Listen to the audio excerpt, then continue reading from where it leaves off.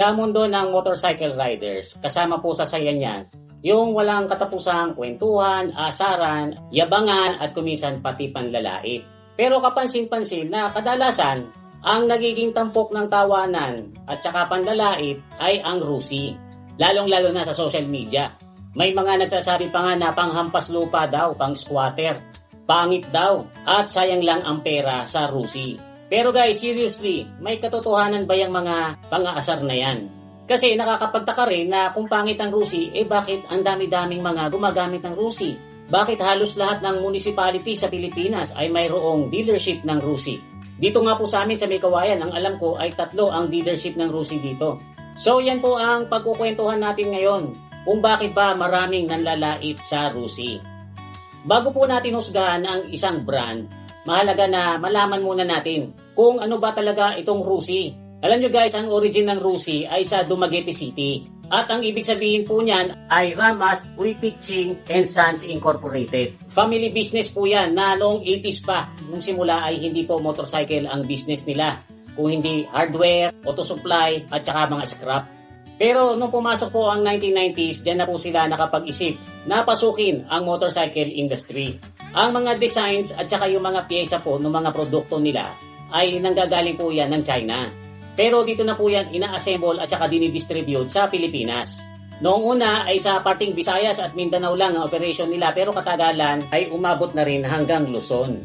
Ang mga motorcycles po ng Rusi kahit noon pa ay hindi naman po yan ginawa para talunin ang mga Japanese brands pagdating sa racing, sa pormahan at even sa pasikatan. Ang primary goal po kasi ng Rusi ay yung makapag-provide ng abot kayang motorcycles para sa mga mamamayang Pilipino. Alam nyo ba guys na sa ganyang paraan din nagsimula ang Ford? Kasi bago po sumikat ang Ford, ang mga nakakabili lang po ng kotse noon ay yung mga mayayaman. Pero dahil sa pagsusumikat ni Ford na ma-develop yung assembly line sa paggawa ng kotse, ay bumaba ang presyo nito, kaya na-afford ito ng mga karaniwang mamamayan noon sa Amerika. At ganun din po ang ginawa ng Honda at saka ng Suzuki. Kasi po after ng World War II ay naghirap ang Japan. Kaya naisip po ng Honda at saka ng Suzuki na mas mapapabilis ang pagbangon ng mga Japanese noon kung meron silang mga sasakyan. Pero dahil sa hindi afford ng mga Japanese noon na bumili ng sasakyan, ang ginawa po ng Honda at saka ng Suzuki ay nag-convert sila ng mga bisikleta. Kinabitan nila ito ng 50cc 2-stroke radial engine. At dyan po nagsimula ang mga motorcycles nila. So ganyan din po ang Rusi ngayon. Nagpo-provide sila ng mga budget-friendly motorcycles para sa mga Pilipino. Pumatok naman po ito kasi libu-libong Pilipino ang nagkaroon ng motorcycles dahil sa Rusi. Yung mga kulang ang pang down payment para sa Japanese brand ay sa Rusi pumupunta. Kasi bukod sa mababa ang down payment, meron pa nga pong mga zero down payment doon. And then, mababa din ang monthly. Meron pa nga pong rebate na 300 kapag on time kayong naguhulog. Sasabihin naman po ng mga haters at saka mga matapobre dyan, mura nga, sirain naman. Ang totoo niyan guys ay malayo naman po talaga sa perfection ang Rusi.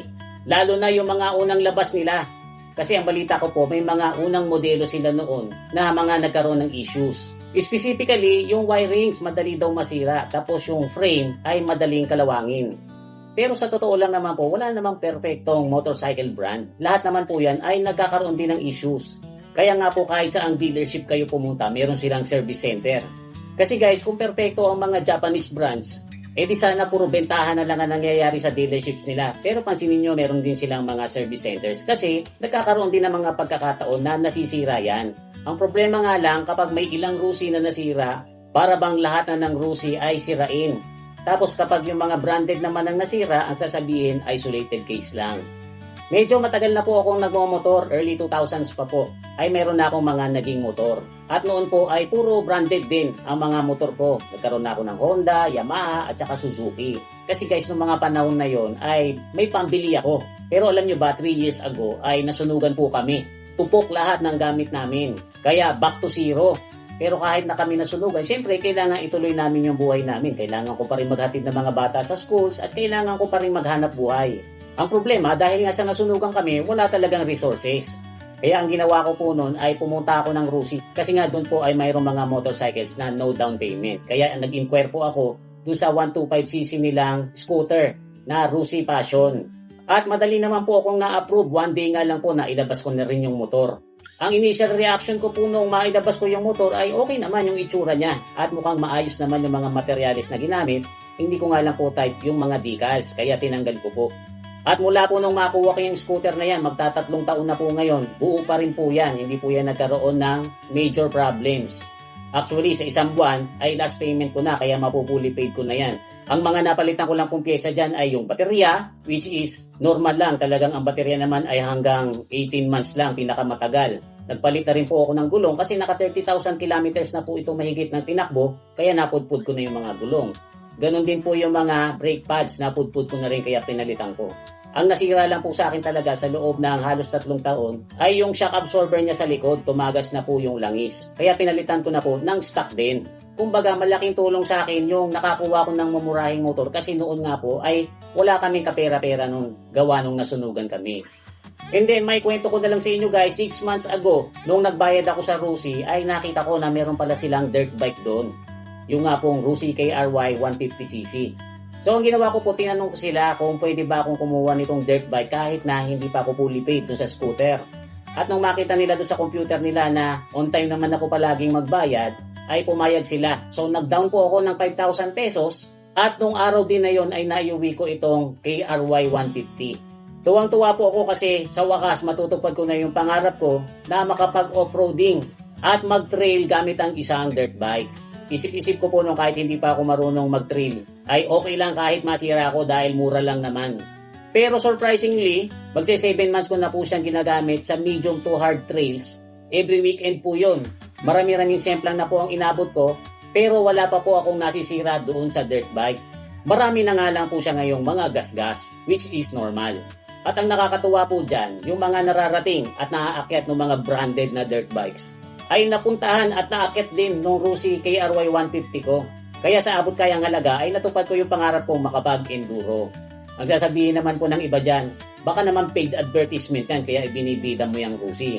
Diyan po kayo nagkakamali kasi sa totoo lang, hindi po ako yung pwede nyong sabihin proud Rusi rider. Kung pagmamasdan nyo nga po yung dalawang Rusi ko dito, ay pinagtatanggal ko talaga yung mga logo niyan. Yung dirt bike ko nga po, ay ginrinder ko pa yung crankcase para mawala yung logo ng Rusi. Proud lang po ako sa inyo na ikwento na base sa experience ko, ay parang hindi naman totoo yung sinasabi nilang sirain yung wirings o kaya naman kalawangin yung frame kasi hindi ko po naranasan yan eh. Hindi ko lang po alam doon sa mga nauna pang bumili ng Rusi pero base sa experience ko ay okay naman. Pero tatapatin ko po kayo kung ang hilig nyo ay karera ay hindi ideal na gumamit ng Rusi. Although pwede rin naman.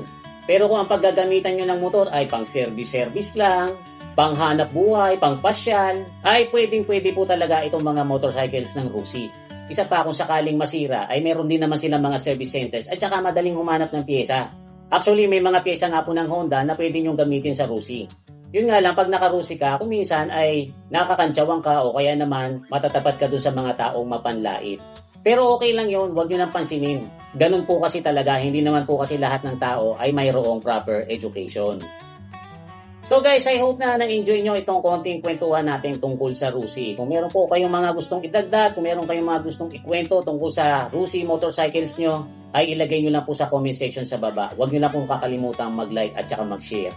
Muli ito po si Kuya Mikmik. Thanks for watching.